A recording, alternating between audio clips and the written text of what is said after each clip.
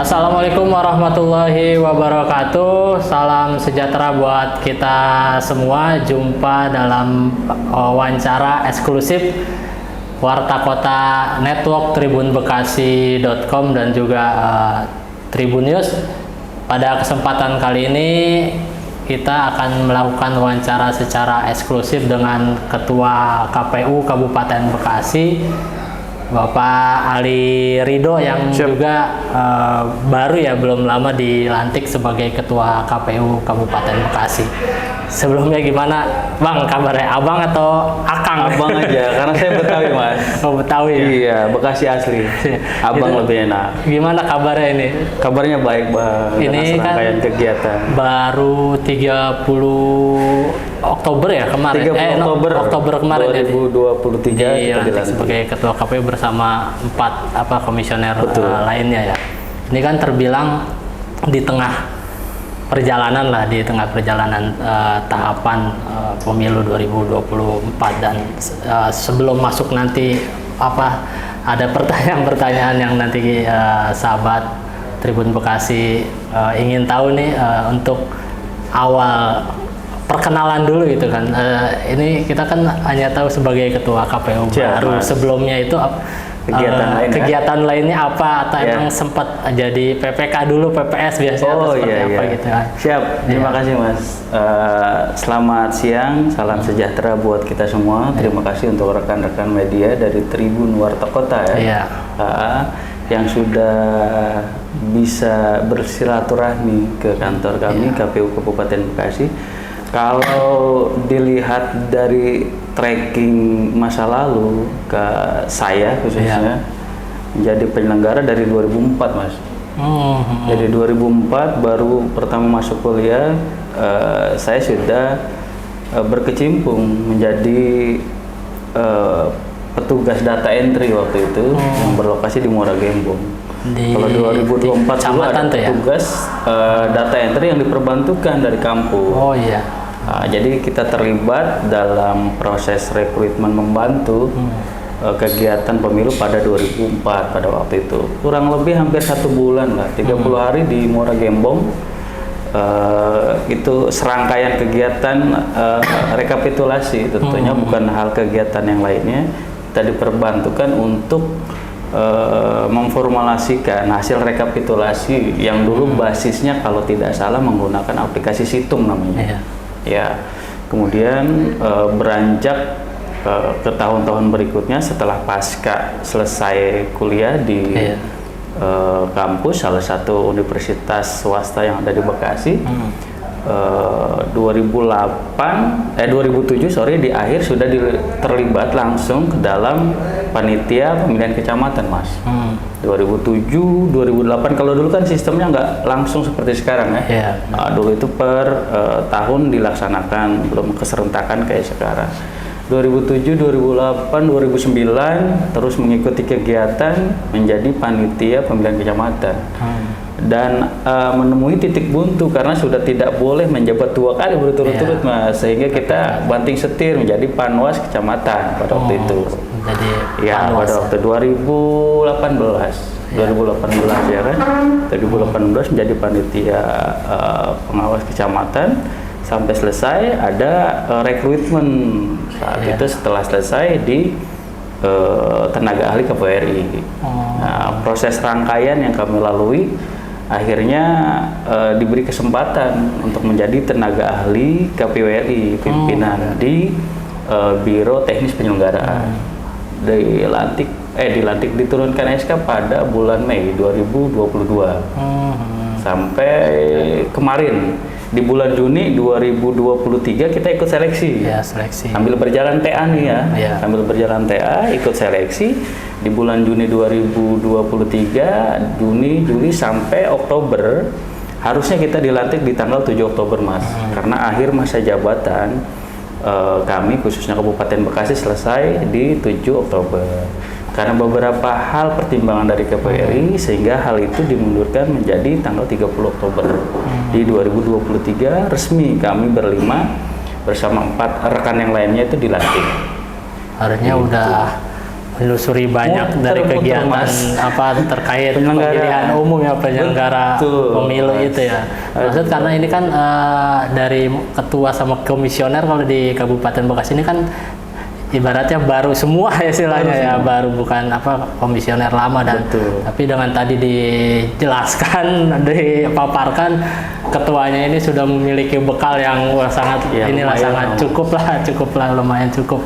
Nah ini kita berikutnya nih ketua untuk ketika masuk ini kan pasti dikejarnya langsung DCT itu ya, hanya selang 3 hari 4 hari kan udah yang persiapan DCT dan itu kan agak ini juga kan agak karena mungkin hanya tinggal yang sebelumnya udah ada ya tahapan dari komisioner sebelumnya itu kan ya. Kalau untuk sejauh ini tahapannya udah sampai mana? Udah sejauh mana tahapan pemilu 2024 baik, tadi disinggung terkait soal daftar calon tetap. Betul sekali, setelah 3 hari kita dilantik, kita dihadapkan untuk memberikan pengesahan terkait daftar calon tetap, calon anggota legislatif Kabupaten Bekasi, ya kan, dari 18 parpol. Hal itu pun tidak kami pungkiri bahwa memang harus kita tetapkan karena sesuai dengan tahapan pada bulan November di awal minggu pertama itu harus segera ditetapkan daftar calon tetapnya. Keterkaitan dengan hal lain bahwa dalam minggu-minggu ini kita disibukkan oleh kegiatan kirap pemilu 2024, Mas. Kalaupun memang itu tidak masuk ke dalam tahapan teknis, namun hal itu sangat diwajibkan bagi penyelenggara karena serangkaian kegiatan kirap pemilu ini tidak hanya di Jawa Barat, Mas, tetapi seluruh provinsi, 38 provinsi melakukan kirap yang sama, dimulai pada tanggal 14 Februari 2022 sampai 14 Februari 2024. Sorry, tadi 14 Februari 2023 ya. Sampai 14 Februari 2024. Jadi nanti titiknya ada di Jakarta. Kenapa ini dilakukan? Karena memberikan sosialisasi itu tidak cukup panitia teman-teman ad hoc sebagai penyelenggara di lapangan, namun juga panitia yang lain, KPU provinsi menginstruksikan kepada KPU kabupaten kota. Kalau kita tersebar di 27 kabupaten kota, kita kemarin menerima dari KPU Kabupaten Karawang. Itu bagian serangkaian tahapan. Selain itu, tahapan yang sedang berjalan setelah kemarin penetapan DCT, kita memberikan pemahaman, Mas, walaupun tidak masuk ke dalam hal yang urgen, namun ini perlu diperhatikan oleh peserta politik, khususnya para parpol, yang memang di masa-masa transisi sebelum mereka melakukan kampanye pada tanggal 28 November sampai 10 Februari ini mengantisipasi jangan sampai mereka melakukan kegiatan-kegiatan yang dalam tanda petik itu dilarang oleh Bawaslu. Karena sesuai dengan edaran per Bawaslu tidak ada kegiatan yang memang menimbulkan atau berkonteks kepada hal-hal kampanye. Artinya APK atau kampanye terbuka udah nggak boleh karena udah ditetapkan tidak sebagai boleh, ini Mas. Ya DCT itu ya. Benar. Seperti itu, Mas. Untuk kalau kirap pemilu 2024 ini kan 5 hari ya, kurang lebih 5 hari ya. Dia 7 hari, Mas. 7 hari 13 sampai 19 di Kabupaten Bekasi ini ya. Betul. Itu kegiatannya kalau dilihat itu kan ada mulai dari kampus ya, dari pasar sampai ada beberapa kegiatan. Nah itu tujuannya apa sih? Iya. Yang pertama, amanat KPU RI tidak hanya mewajibkan kirap saja, namun di dalamnya itu terdapat hal-hal sosialisasi. Rangkaian atau muatan kirap ini memberikan sosialisasi dalam kerangka memberitahukan kepada masyarakat selain pelaksanaan pemilu pada tanggal 14 Februari 2024 memberikan edukasi atau pendidikan kepada masyarakat. Contoh, kita membagikan stiker, membagikan pamflet, itu himbauannya kan tidak hanya tag 14 Februari 2024, tetapi mari datang, mari datang untuk berikan suara Anda. Nah, tentunya di situ dengan muatan-muatan bahwa bagaimana kita bisa memilih pilihan mulai dari legislatif sampai presiden, ini pilihan yang baik Mas tentunya. Pilihan yang memang sesuai dengan visi misi si calon, baik itu legislatif maupun presiden. Kenapa ini dilakukan? Karena agar kita memberikan kualitas yang terbaik, tidak hanya partisipasi saja, namun output yang diberikan dari hasil pilihan masyarakat ini tepat, sesuai dengan pilihan, tanpa intervensi, tanpa money politik dan lain-lain. Artinya kalau tadi di kampus, di pasar itu memang ada beberapa segmen pemilih kali ya. Betul. Dan itu dilakukan di sejumlah tempat lah ya, untuk selain tadi meningkatkan partisipasi, juga memberi pemahaman mengenai tujuan daripada pemilu itu sendiri gitu ya. Betul. Itu nanti kan puncak sampai akhirnya itu kan diserahkan ya ke Kota Bekasi ya. 1 hari kita menerima estafet dari KPU Kabupaten Karawang, 5 hari kita melakukan sosialisasi dengan kira pemilu di beberapa titik 7 dapil daerah pemilihan. 1 hari terakhir itu kita akan pindahkan estafet ini ke KPU KPU Kota Bekasi. Langsung kita arahkan ke sana di hari ke-7 Mas.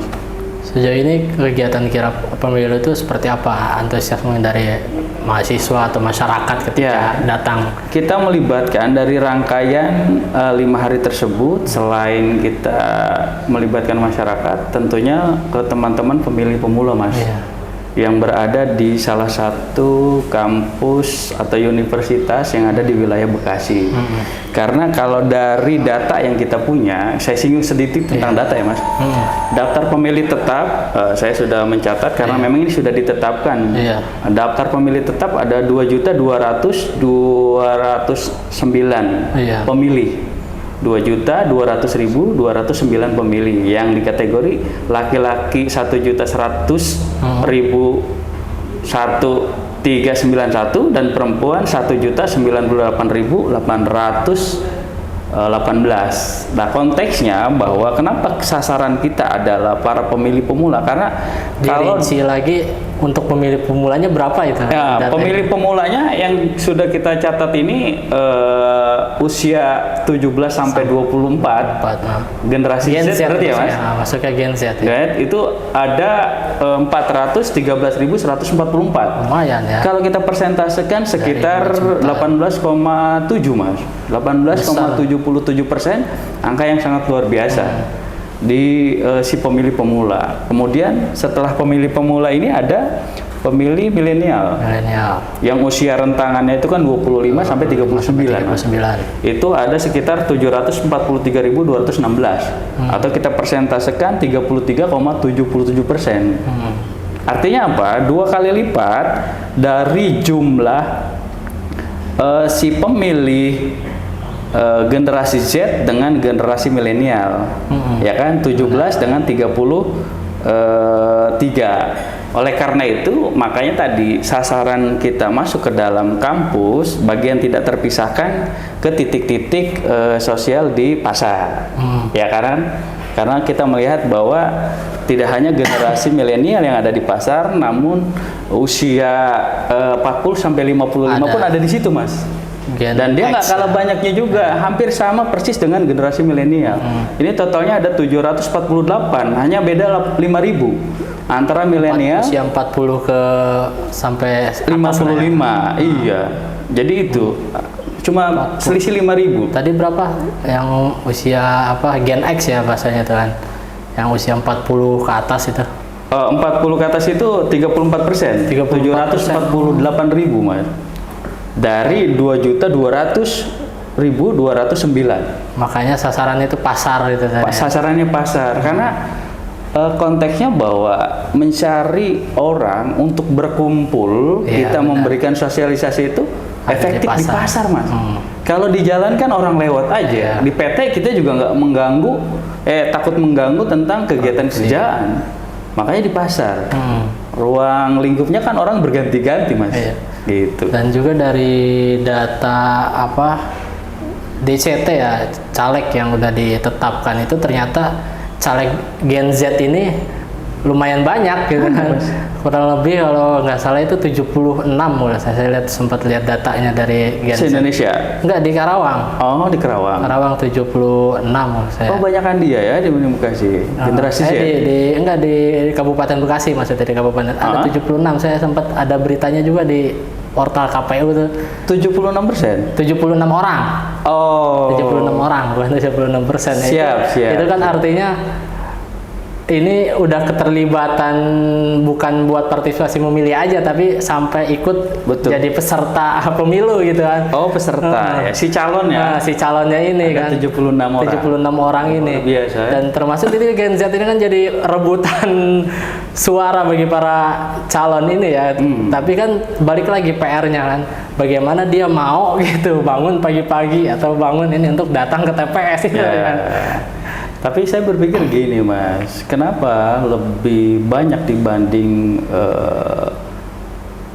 pemilu di 2019 generasi Z ini, pola pikir para pemuda ini sepertinya sudah mulai terbangun.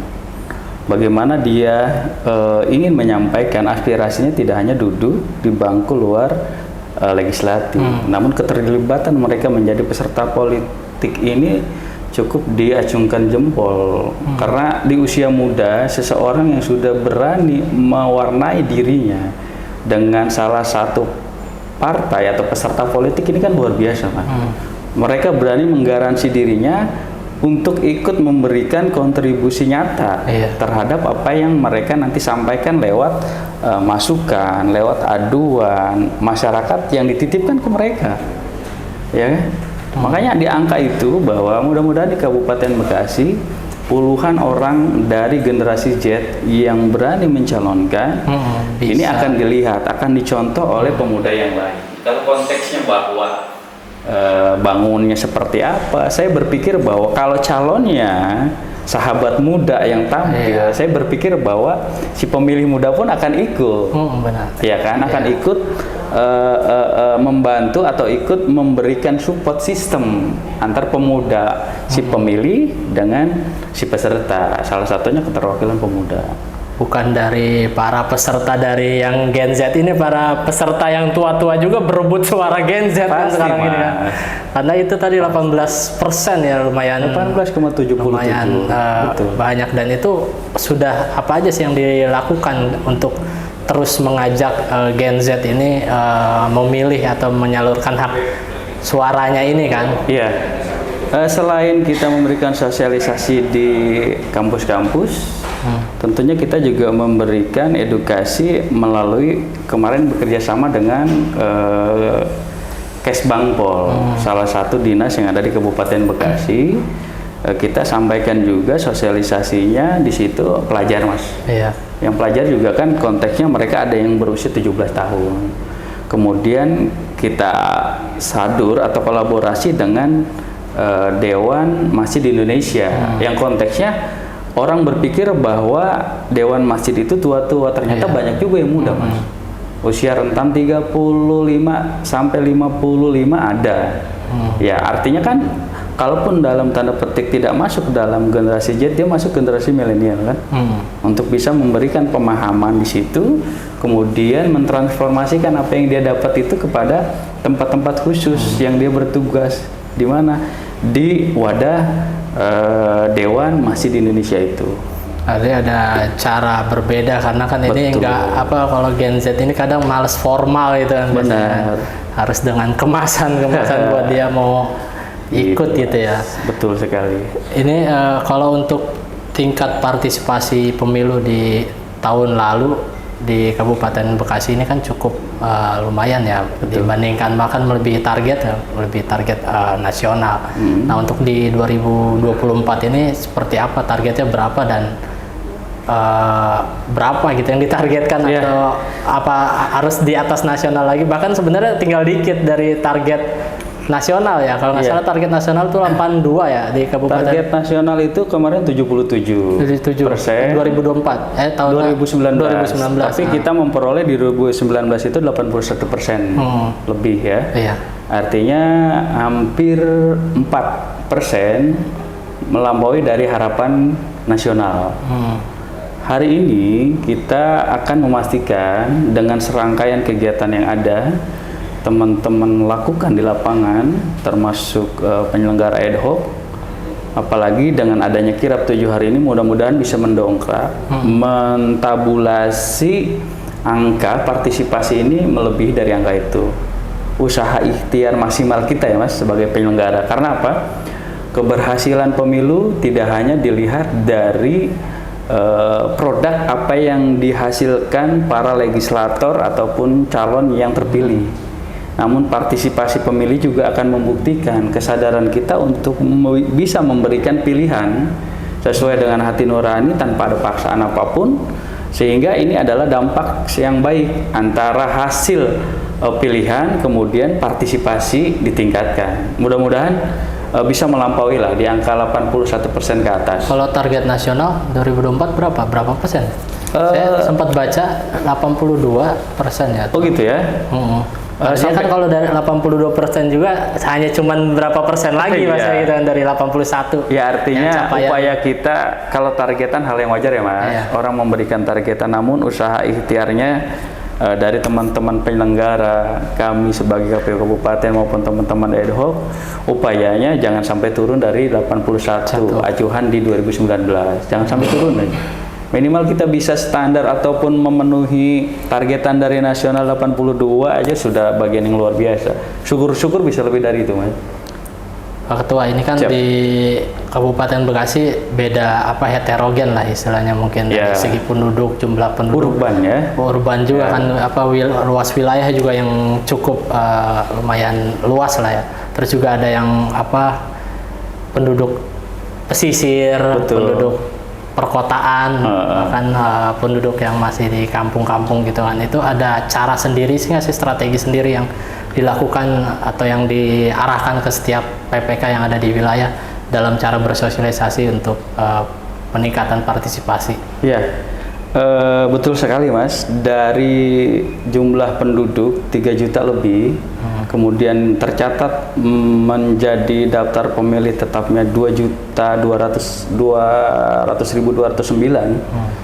Ini adalah bagian yang tidak terpisahkan. Betul sekali bahwa perlu kita sampaikan daerah kita itu daerah urban yang pemukimannya awalnya perkampungan, sekarang sudah dipenuhi dengan perumahan, sudah dipenuhi dengan perusahaan. Kalau kita bilang bahwa daerah selatan itu dipenuhi dengan perusahaan, kemudian daerah utara yang konteksnya bahwa orang bilang adalah daerah ujung yang tertinggal, ternyata sekarang di sana banyak sekali perumahan Mas. Sehingga daerah tengahnya ini yang bisa mengakomodir antara daerah utara dengan daerah selatan. Tengah itu kan kita bisa mulai dari Kedung Waringin, Cikarang Utara, kemudian Cikarang Barat, Cibitung dan Tambun. Ini adalah daerah-daerah penyangga. Penyeimbang ada di sini. Kemudian langkah yang efektif yang kita bisa lakukan untuk memberikan sosialisasi. Teman-teman panitia ad hoc ini sangat respect Mas dalam memberikan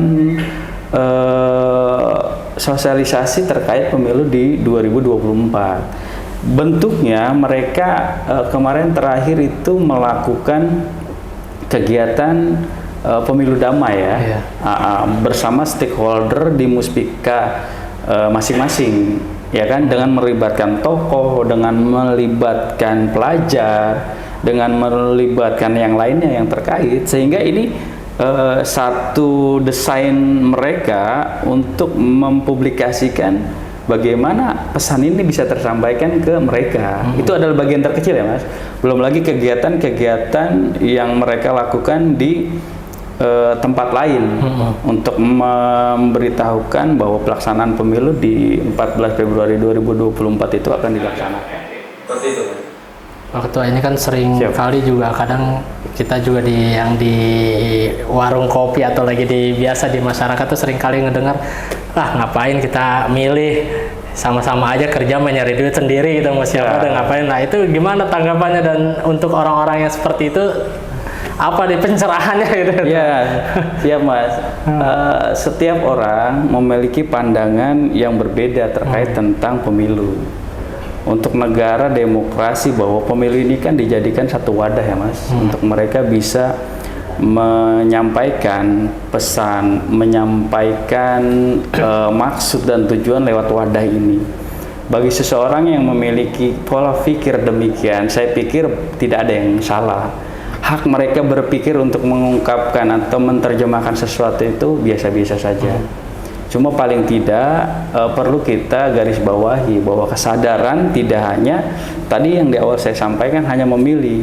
Namun mereka harus berpikir cerdas bahwa jika memang mereka pilihannya sesuai dengan pilihan tanpa gangguan yang lain, manipolitik dan lain-lain, saya pikir perubahan akan tampak dalam konteks tidak hanya ekonomi dalam lingkup regional Kabupaten Bekasi, tapi lingkup ekonomi si pemilih pun akan berdampak, bisa lebih baik tentunya ya. Makanya jika kita menemukan hal yang demikian, bagaimana kita bisa terus mensupport, terus bisa memberikan informasi bahwa keterkaitan pemilih itu sangat penting, bahwa hasil produk pemilih itu ditentukan oleh mereka. Kalau kualitas pilihan mereka itu baik, kemudian sesuai dengan rekam jejak si calon, saya berpikir bahwa pembangunan mulai dari skup kecil sampai besar, menengah, dan lain sebagainya, saya berpikir bahwa ini akan tampak terasa dari sisi ekonomi. Karena mereka bilang demikian kan konteksnya ekonomi, Mas. Iya, benar. Benar kan? Masa kita milih dari tahun ke tahun begitu aja. Nah, jadi dimulai dari mindset mereka. Kalau mereka memberikan pilihan sesuai dengan rekam jejak, saya berpikir bahwa tidak hanya kualitas legislatif yang ada, tetapi berefek kepada ekonomi sektoral yang mereka rasakan. Termasuk itu tadi ya, selain apa presiden, wakil presiden juga termasuk wakil-wakil rakyatnya ini kan di tingkat DPRD ya. Betul, kan yang bisa membawa aspirasi warga sebenarnya kan Bu, di daerah itu gitu ya. Betul. Ketua, ini terakhir dan juga sebagai penutup ada pesan dan himbauan kepada masyarakat Kabupaten Bekasi terkait pemilu 2024 dari KPU Kabupaten Bekasi. Oh baik. Kami KPU Kabupaten Bekasi dengan serangkaian agenda atau tahapan yang ada bahwa menghimbau kepada masyarakat Kabupaten Bekasi yang selalu berpikir positif, yang selalu berpikir ke depan. Mari sama-sama kita gunakan hak pilih kita yang menentukan 5 tahun ke depan untuk para wakil rakyat yang akan kita pilih, khususnya di Kabupaten Bekasi. Dan efek yang sangat luas bahwa pemilihan presiden dan wakil presiden pun diserentakkan dengan pemilihan legislatif. Oleh karena itu, jaga pilihan kita, pahami rekam jejak pilihan kita agar satu pilihan kita bisa menentukan yang terbaik untuk 5 tahun ke depan, untuk memberikan kontribusi nyata tidak hanya skup regional Kabupaten Bekasi namun secara nasional.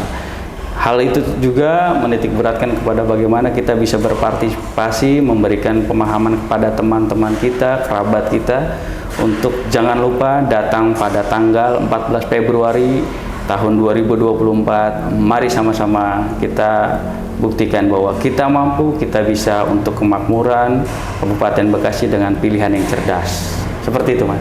Siap. Oke, sahabat Warta Kota Network dan juga sahabat Tribun Bekasi dan Tribuners, itu tadi jangan lupa datang ke TPS pada tanggal 14 Februari 2024. Biasanya 14 Februari ini hari kasih sayang, tapi 14 Februari hari kasih suara. Pada tanggal 14 Februari 2024 ini sebenarnya banyak, cuman nanti di episode berikutnya boleh kita berlanjut di KPU Kabupaten Bekasi ini.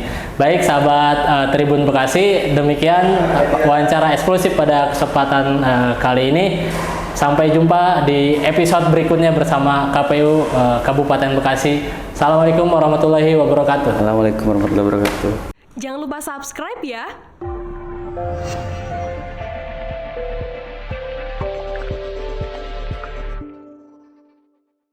Jangan lupa subscribe ya.